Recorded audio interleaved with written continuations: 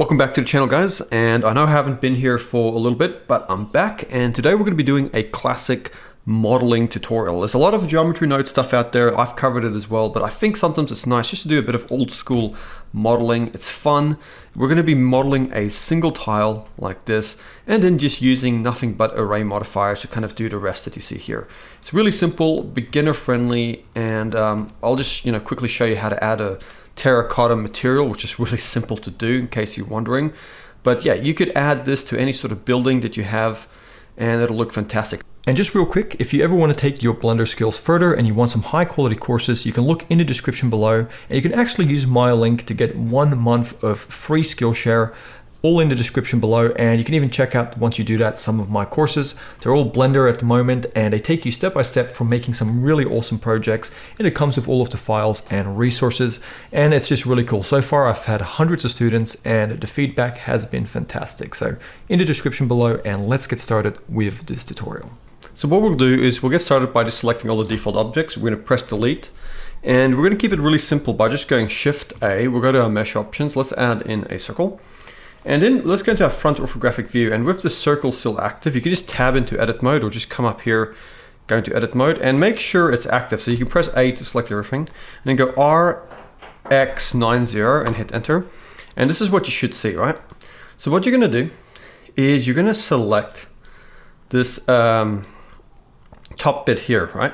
Just the top bit going to the second last vertex above the red line here, and you're going to go Shift D to duplicate, and you're going to go X and just move it over till it lines up with this one over here. And then what you can do is you can just come and select the one we previously just selected and just go X and delete those verts. So what you have is this, and then just select these two verts over here and press F, and that fills the face like this. So now with this all selected, you can go S, Z and just flatten it like this.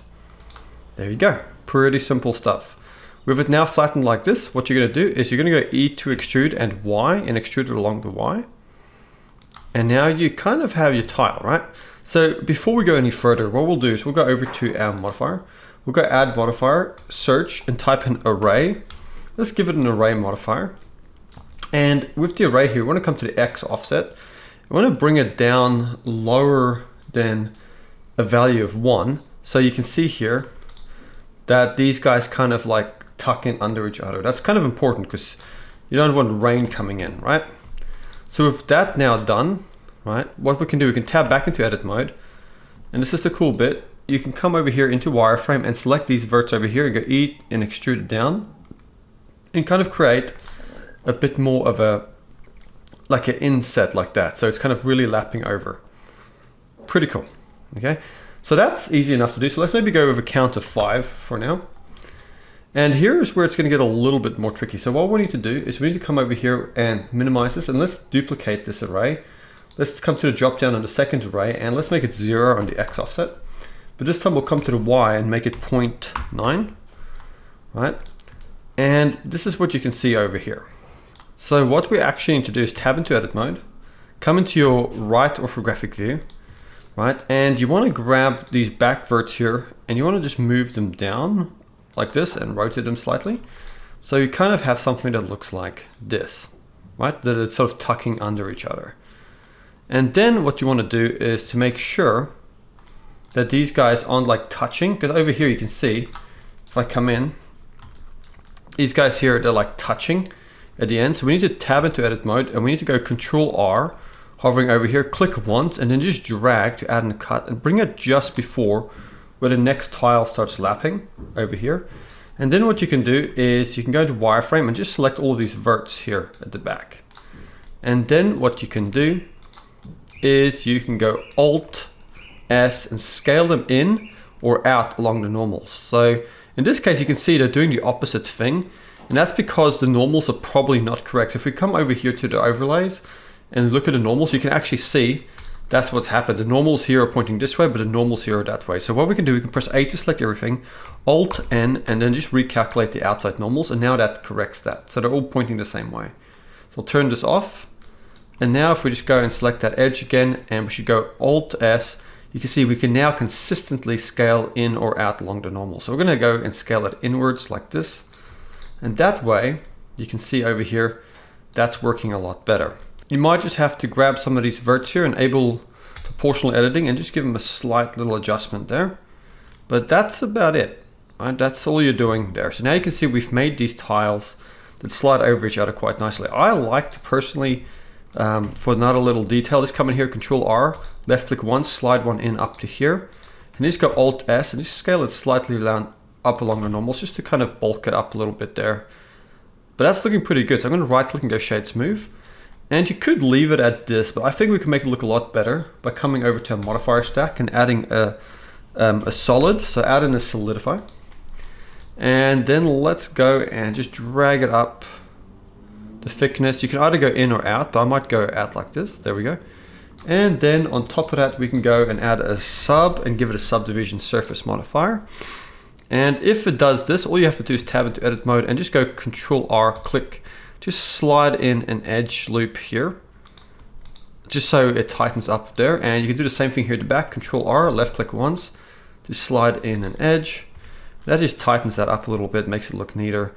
But there we have it. That is a very simple tile setup here. And what you can do now is you can come here to your array modifier.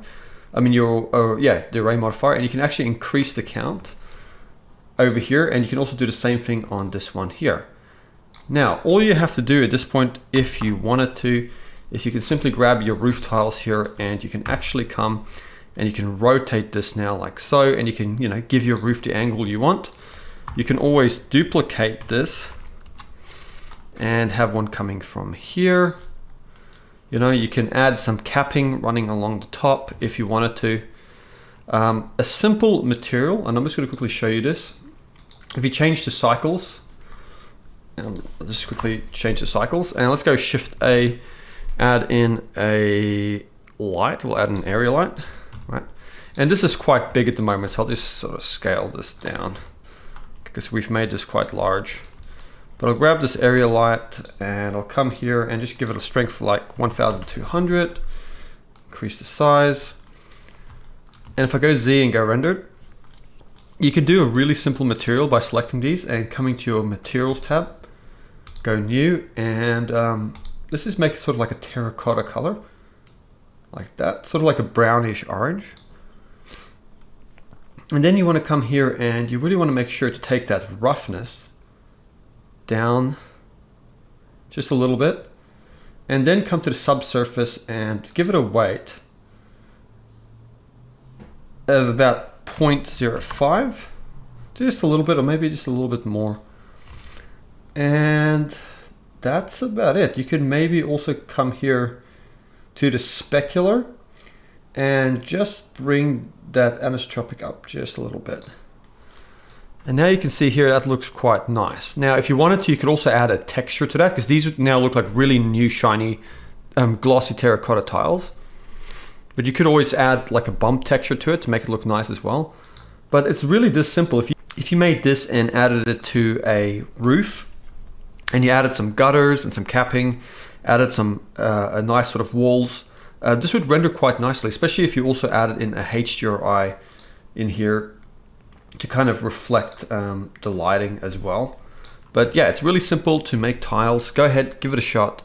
Yeah, I'll upload this blend file to my Patreon. So those of you supporting the channel on there, you'll get access to this blend file.